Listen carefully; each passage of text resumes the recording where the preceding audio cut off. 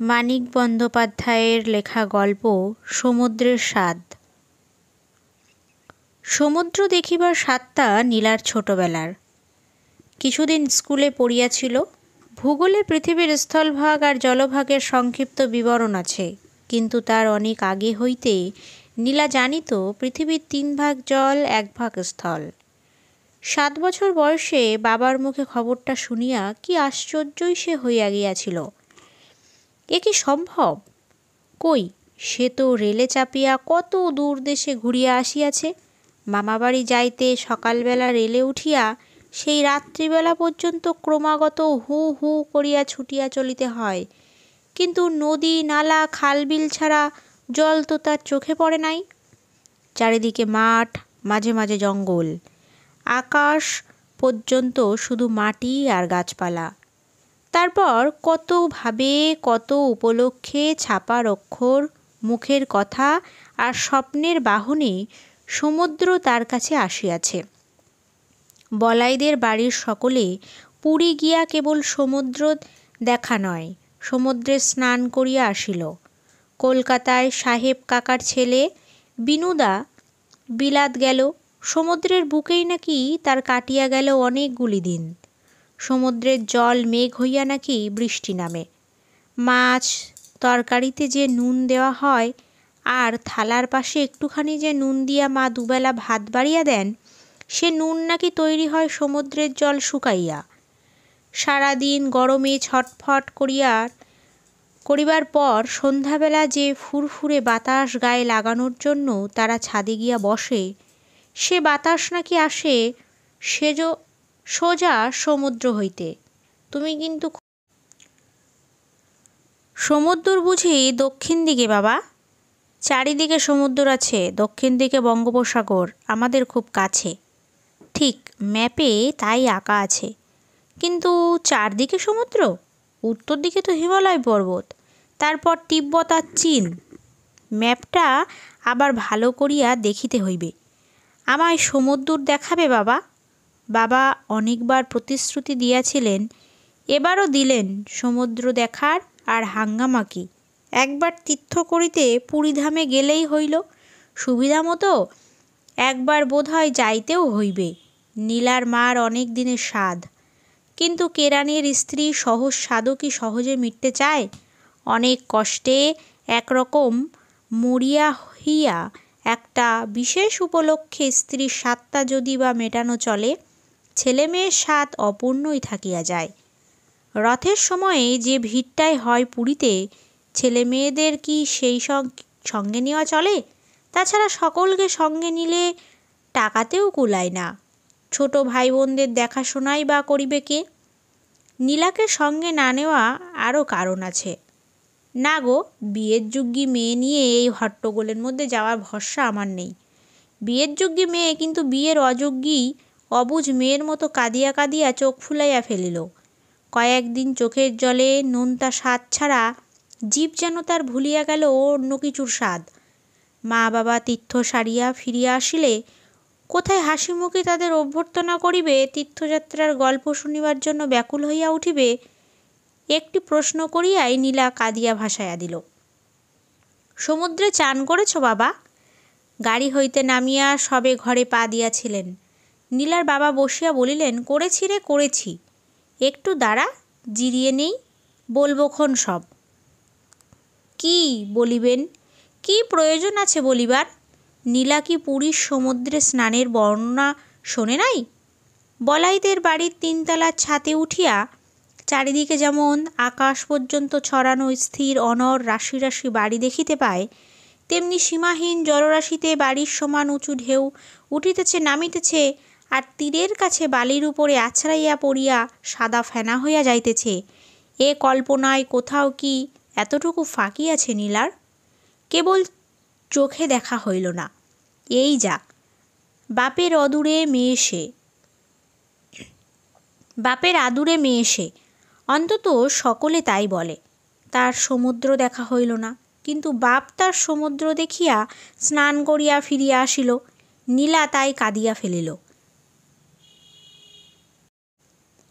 বাবা তাড়াতাড়ি আবার প্রতিজ্ঞা করিলেন, পুজোর সময় যেমন করিয়া পারি তোকে সমুদ্র দেখিয়া আনব নীলা, ধার করতে হলে তাও করব। কাঁদিস নে নীলা, সারা রাত গাড়িতে ঘুমোতে পারিনি, দোহাই তোর কাঁদিস নে। সমুদ্র দেখাইয়া আনিবার বদলে পুজোর সময় নীলাকে কাঁদাইয়া তিনি স্বর্গে চলিয়া গেলেন। বলাই বাহুল্য যে এবার সমুদ্র দেখা হইল না বলিয়া নীলা কাঁদিয়া কাঁদিয়া চোখ ফুলাইয়া চোখের জলের নোনতা স্বাদে আর সব কিছুর স্বাদ ডুবাইয়া দিল না। কাঁদিল সে বাপের শোকেই। কেবল সে একা নয়, বাড়ির সকলেই কাঁদিল। কিছুদিনের জন্য মনে হইল একটা মানুষ, বিশেষ অবস্থায় বিশেষ বয়সের বিশেষ একটা মানুষ, চিরদিনের জন্য নীলার মনের সমুদ্রের মতো দুর্বোধ্য রহস্যময় একটা সীমাহীন কিছুর ওপারে চলিয়া গেলে। সংসারের মানুষের কান্না ছাড়া আর কিছুই করিবার থাকে না। ছেলেবেলা হইতে আরও কতবার নীলা কাঁদিয়াছে, বাড়ির শাসনে কাঁদিয়াছে, অভিমানে কাঁদিয়াছে, খেলার সাথীর সঙ্গে সংঘর্ষ করিয়া কাঁদিয়াছে, পেটের ব্যথায় ফোড়ার যাতনায় কাঁদিয়াছে, সমুদ্র দেখার স্বাদ না মেটায় কাঁদিয়াছে। অকারণেও সে ২-৪ বার কাঁদে নাই এমন নয়। এমন কষ্ট হয় কাঁদিতে, দেহের কষ্ট, মনের কষ্ট, শরীরটা যেন ভারী হইয়া যায়। জ্বর হওয়ার মতো সর্বাঙ্গে অস্বস্তিকর ভোঁতা তনতনে যাতনা বোধ হয়। চিন্তা জগৎটা যেন বর্ষাকালের আকাশের মতো ঝাপসা হইয়া যায়।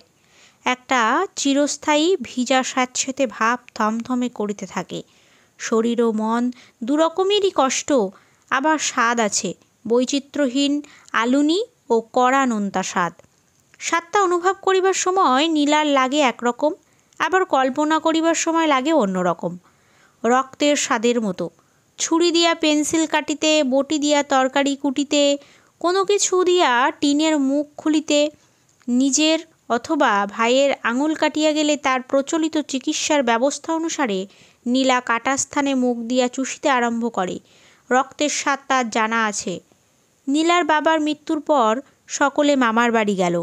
বিয়ের যোগ্যী মেয়েকে সঙ্গে করিয়া অতদূর মফস্বলের ছোট শহরে যাওয়ার ইচ্ছা নীলার মার ছিল না। তিনি বললেন, আর কটা মাস থেকে মেয়েটার বিয়ে দিয়ে গেলে হতো না দাদা? একটা ছোটোখাটো বাড়ি ঠিক করে নিয়ে। মেজমামা বললেন, মাথা খারাপ নাকি তোর? অরক্ষণীয়া নাকি মেয়ে তোর? বাপ মরেছে, 1 বছর কাটুক না। ও বলিয়া নীলার মা চুপ করিয়া গেলেন। কেবল তাই নয়, শহরে তাদের দেখাশোনা করিবে কে? খরচ চালাইবে বা কে? মামারা তো রাজা নন। সুতরাং সকলে মামার বাড়ি গেল। সকালে গাড়িতে উঠিয়া অনেক রাত্রি পর্যন্ত হু হু করিয়া চলিলে সেখানে পৌঁছানো যায়। স্থানটির পরিবর্তন হয় নাই। অনেক কালের ভাঙা ঘাটওয়ালা পানা ভরা পুকুরটার দক্ষিণে ছোট আমবাগানটির কাছে নীলার 2 মামার বাড়ির খানিক পরিবর্তন হয় নাই। কেবল মামারা, মামিরা আর মামাতো ভাই বোনেরা এবার যেন কেমন বদলাইয়া গিয়াছে। কোথায় সেই মামার বাড়ির আদর, সকলের আনন্দ গদগদ ভাব, অফুরন্ত উৎসব? এবার তো একবারও কেউ বলিল না, এটা খা ওটা খা। তার বাবার জন্য কাঁদা কাটা শেষ করিয়া ফেলিবার পরেও তো বলিল না, একটু কাঁদিবে নাকি নীলা?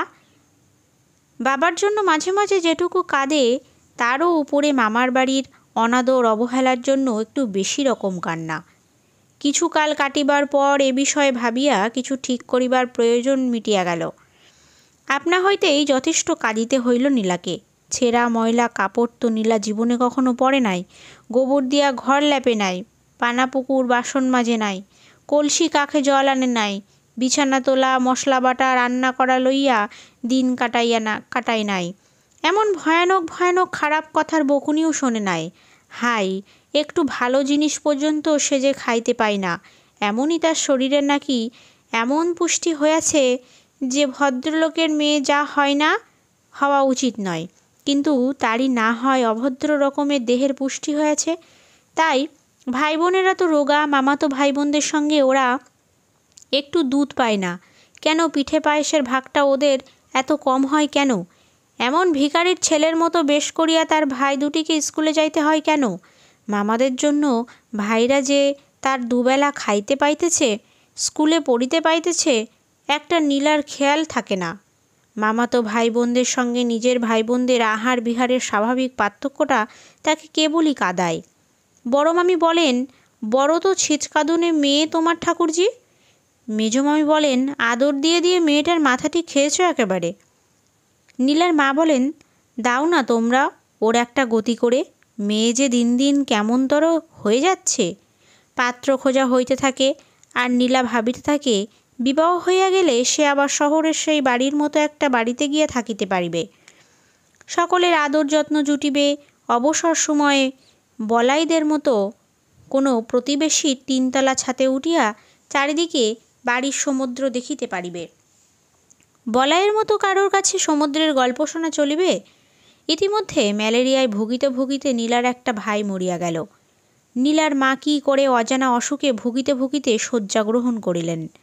বড় মামার মেজ মেয়ে সন্তান প্রসব করিতে বাপের বাড়ি আসিয়া একখানা চিঠির আঘাতে একেবারে বিধবা হইয়া গেল। পানাভরা পুকুরটার উপরে অপর দিকের বাড়িতেও একটি মেয়ে আরও আগে সন্তানের জন্ম দিতে বাপের বাড়ি আসিয়াছিল। একদিন রাতভর চেঁচাইয়া সে নিজেই মরিয়া গেল। আমবাগানের ওপাশে ৮-১০খানা বাড়ি লইয়া সে পাড়া। সেখানেও ১৫ দিন আগে পিছে দুটি বাড়ি হইতে বিনাইয়া বিনাইয়া শোকের কান্না ভাসিয়া আসিতে শোনা গেল। তারপর একদিন অনাদি নামে সদর হাসপাতালের এক কম্পাউন্ডারের সঙ্গে নীলার বিবাহ হইয়া গেল। সমস্ত অবস্থা বিবেচনা করিয়া সকলেই এরকম স্বীকার করিল যে ধরিতে গেলে নীলার বিবাহটা মোটামুটি ভালোই হইয়াছে বলা যায়। মেয়ের তুলনায় ছেলের চেহারাটা কেবল একটু যা বেমানান হয়েছে, কচি ডাল ভাঙিয়া ফেলিলে শুকাইয়া যেমন হয় কতকটা সেই রকম শুষ্ক শীর্ণ চেহারা অনাদির। ব্রণের দাগ ভরা মুখের চামড়া কেমন মরা মরা, চোখ দুটি নিষ্প্রভ, দাঁতগুলি খারাপ। এদিকে মামার বাড়ি অনাদর অবহেলা সহিয়া এবং বাবা ও ছোট ভাইটির জন্য কাঁদিয়াও নীলার চেহারাটি বেশ একটু জমকালো ছিল। একটু অতিরিক্ত পরিপাট্য ছিল তার নিটোল অঙ্গ প্রত্যঙ্গগুলির গঠন বিন্যাসে। কিছু বলিবার নাই, কিছু করিবার নাই, মুখ বুজিয়া সব মানিয়া লইতে হইল নীলার। বিশেষ আর এমন কি পরিবর্তন হইয়াছে জীবনের? বাঁশ যেমন করিয়া যায় অজানা লোকের মধ্যে, যাদের কথাবার্তা চালচলন নীলা ভালো করিয়া বুঝিতে পারে না, আর রাতে শুইয়া থাকিতে হয় একটি আতপাগল মানুষের কাছে, যার কথাবার্তা চালচলন নীলা ভালো বুঝিতে পারে না, আর রাত্রে শুইয়া থাকিতে হয় একটি আতপাগলা মানুষের কাছে, যার কথাবার্তা চালচলন আরও বেশি দুর্বোধ্য মনে হয় নীলার। কোনো দিন রাত্রে সংসারের সমস্ত কাজ শেষ হওয়ার পর ছুটি পাইয়া ঘরে আসিবা মাত্র অনাদি দরজায় খিল তুলিয়া দেয়।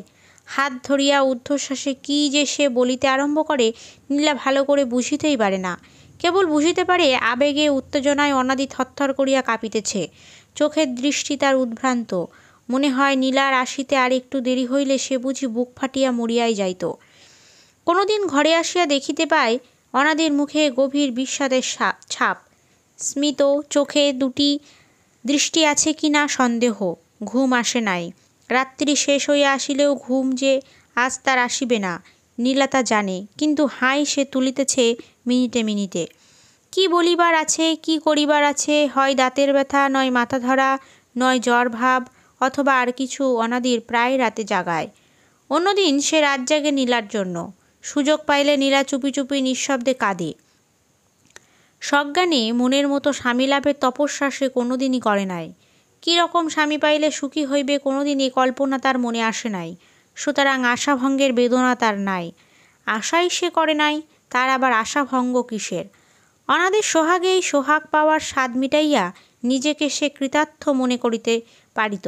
উত্তেজনা ও অবসাদের নাগরদোলায় ক্রমাগত স্বর্গ ও নরকে ওঠানামা করবার যে চিরন্তন প্রথা আছে জীবনযাপনের, তার মধ্যে নরকে নামাকে তুচ্ছ আর বাতিল করিয়া দিয়া সকলের মতো সেও একটা বিশ্বাস জন্মাইয়া নিতে পারিত যে স্বর্গই সত্য, বাকি সব নিছক দুঃস্বপ্ন। কিন্তু স্বামীই তো মেয়েদের সব নয়। গত জীবনের একটা বড় রকম প্রত্যাবর্তন তো নীলা আশা করিয়াছিল। সে প্রত্যাবর্তনের সঙ্গে শহরে তাদের সেই আগেকার বাড়ি থাকা, সকলের না হোক অন্তত একজনের সঙ্গে সেরকম আদর যত্ন পাওয়া, অবসর সময়ে বলাইদের মতো কোনো প্রতিবেশীর তিনতলা ছাদে উঠিয়া চারিদিকে বাড়ির সমুদ্র দেখা, আর বলাইয়ের মতো কারো মুখে আসল সমুদ্রের গল্প শোনার মোটামুটি একটা মিল আছে। এখানে নীলাকে বিশেষ অনাদর কেউ করে না। লজ্জায় কম করিয়া খাইলেও মামাবাড়ির চেয়ে এখানে তার পেট ভরা খাওয়ার জোটে। এখানে তাকে যে দয়া করিয়া আশ্রয় দেওয়া হয় নাই, এখানে থাকিবার স্বাভাবিক অধিকারই তার আছে। এটা সকলে যেমন সহজভাবে মানিয়া লইয়াছে, সে নিজেও তেমনি আপনা হইতে সেটা অনুভব করিয়াছে।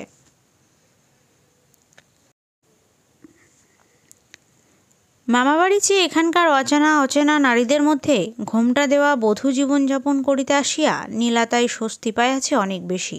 তবু একটা অকথ্য হতাশায় তীব্র ঝাঁঝালো স্বাদ সে এখন অনুভব করিয়াছে এখানে। গুমরাইয়া গুমরাইয়া এই কথাটাই দিনরাত্রি মনের মধ্যে পাক খাইয়া বেড়াইতেছে যে সব তার শেষ হইয়া গিয়াছে, কিছুই তার করার নাই, বলার নাই, পাওয়ার নাই, দেওয়ার নাই। সানাই বাজায়ে একদিন তার জীবনের স্বাদ, আহ্লাদ, সুখ, দুঃখ, আশা, আনন্দের সমস্ত জের মিটাইয়া দেওয়া হইয়াছে। কাঁদছ নাকি? কি হয়েছে? কাঁদিনি তো। কাঁদিতে কাঁদিতেই নীলা বলে সে কাঁদে নাই। জানুক অনাদি কি আসিয়া যায়, কাদা আর না কাদা সব সমান নীলার। নীলার কান্নার মৃত সঞ্জীবনী যেন হঠাৎ মৃতপ্রায় দেহের মনে জীবন আনিয়া দিয়াছে।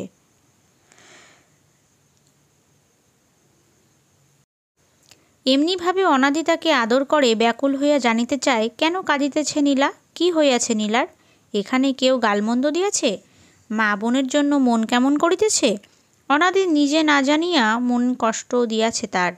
একবার শুধু মুখ ফুটিয়া বলুক নীলা, এখনই অনাদি প্রতিকারের ব্যবস্থা করিবে। কিন্তু কি বলিবে নীলা? বলার কি আছে? সে কি নিজেই জানে কেন সে কাঁদিতেছে? আগে প্রত্যেকটি কান্নার কারণ জানা থাকিত। কেন কান্না বকুনির, কোনো কান্না অভিমানের, কোনো কান্না শোকের, আর কোনো কান্না সমুদ্র দেখার স্বাদের মতো জোরালো অপূর্ণ স্বাদের। আজকাল সব যেন একাকার হইয়া গিয়াছে। কান্নার সমস্ত প্রেরণাগুলি যেন দল বাঁধিয়া চোখের জলের উৎস খুলিয়া দেয়। সেদিন অনাদি ভাবে কান্নার কারণ অবশ্যই কিছু আছে। নীলা মুখ ফুটিয়া বলিতে পারিল না। পরদিন আবার তাকে কাঁদিতে দেখিয়া সে রীতিমতো ভরকাইয়া যায়। কান্নার কারণটা তবে তো নিশ্চয়ই গুরুতর। আরও বেশি আগ্রহের সঙ্গে সে কারণ আবিষ্কারের চেষ্টা করে এবং কিছুই জানিতে না পারিয়া সেদিন তার একটু অভিমান হয়। তারপর দুদিন নীলা কাঁদে কি না সে জানে না। দাঁতের ব্যথা আর মাথার যন্ত্রণায় বিব্রত থাকায় অনাদি টের পায় না। পরদিন আবার নীলার কান্না শুরু হইলে রাগ করিয়া অনাদি বলিল, কি হয়েছে? যদি নাই বলবে বারান্দায় গিয়ে কাঁদো, আমায় জ্বালিও না। এতক্ষণ কাঁদিবার কোনো প্রত্যক্ষ কারণ ছিল না। এবার স্বামীর একটা কড়া ধমক খাইয়া নীলা অনায়াসে আরও বেশি আকুল হইয়া কাঁদিতে পারিত। কিন্তু ধমক খাওয়া মাত্র নীলার কান্না একেবারে থামিয়া গেল। দাঁত ব্যথা করছে তোমার? অনাদি বলিল, না। মাথা যন্ত্রণা হচ্ছে? না। তবে? নীলা যেন অবাক হইয়া গিয়াছে। দাঁতও ব্যথা করিতেছে না, মাথায় যন্ত্রণা নাই, কাঁদিবার জন্য তাকে ধমক দেওয়া কেন? বারান্দায় গিয়ে কাঁদিতে বলা কেন? দাঁতের ব্যথা, মাথার যন্ত্রণা না থাকিলেও তো তা প্রায় নিঃশব্দ কান্নায় অনাদির অসুবিধা হওয়ার কথা নয়। তারপর ধমক দিয়ে কয়েকবার নীলার কান্না বন্ধ করা গেল বটে, কিন্তু কিছুদিন পরে ধমকের আর কাজ দিল না। মাঝে মাঝে তুচ্ছ উপলক্ষে, মাঝে মাঝে কোনো উপলক্ষ ছাড়াই নীলা কাঁদিতে লাগিল। মনে হইল তার একটা উদ্ভট এবং দুর্নিবার পিপাসা আছে। নিজের নাকের জল, চোখের জলের স্রোত অনেকক্ষণ ধরিয়া অবিরাম পান না করিলে তার পিপাসা মেটে না। তারপর ক্রমে ক্রমে অনাদি টের পাইতে থাকে বউয়ের তার কান্নার কোনো কারণ নাই। বউটাই তার ছিচকাদুনে, কাদাই তার স্বভাব। অনাদির মা এ কথায় সায় দিয়ে বলেন, একদিন বলিনি তোকে? কি জানি, হয়তো ভেবে বসবি আমরা যন্ত্রণা দিয়ে বউকে কাদাই। তোর কাছে বানিয়ে বানিয়ে মিছে কথা বলি। বড্ড ছিচকাদুনে বউ তোর। একটু কিছু হলে তো কেঁদে ভাসিয়ে দিলে। আগে ভাবতাম বউ বুঝি বড্ড অভিমানী, এখন দেখছি তা তো নয়। এ যে ব্যারাম, আমাদের কিছু বলতে কইতে হয় না, নিজে নিজেই কাঁদতে জানে। ও বেলা ও বাড়ির কানুর মা মহাপ্রসাদ দিতে এলো, বসিয়ে দুটো কথা বলছি। বউয়ের কাছে দাঁড়িয়ে শুনছে, বলা নেই কওয়া নেই, ভেউ ভেউ করে সে কি কান্না বউয়ের। সমুদ্রে চান করার গল্প থামিয়ে কানুর মা তো বনে গেল। যাবার সময় চুপি চুপি আমায় বলে গেল, বউকে মাদুলি তাবিজ ধারণ করাতে, এসব লক্ষণ নাকি ভালো নয়। অনাদির মা কান পাতিয়া শোনে, দরজার আড়াল হইতে অস্ফুট একটা শব্দ আসিতেছে। ওই শোনো, শুনলি? বাইরে গিয়া অনদি দেখতে পায় দরজার কাছে বারান্দায় দেওয়াল ঘেঁষিয়া বসিয়া নীলা বটিতে তরকারি কাটিতেছে। একটা আঙুল কাটিয়া গিয়া টপ টপ করিয়া ফোঁটা ফোঁটা রক্ত পড়িতেছে, আর চোখ দিয়া গাল বাহিয়া ঝরিয়া পড়িতেছে জল। মাঝে মাঝে জিভ দিয়া নীলা জিভের আয়ত্তের মধ্যে যেটুকু চোখের জল আসিয়া পড়িতেছে সেটুকু চাটিয়া ফেলিতেছে।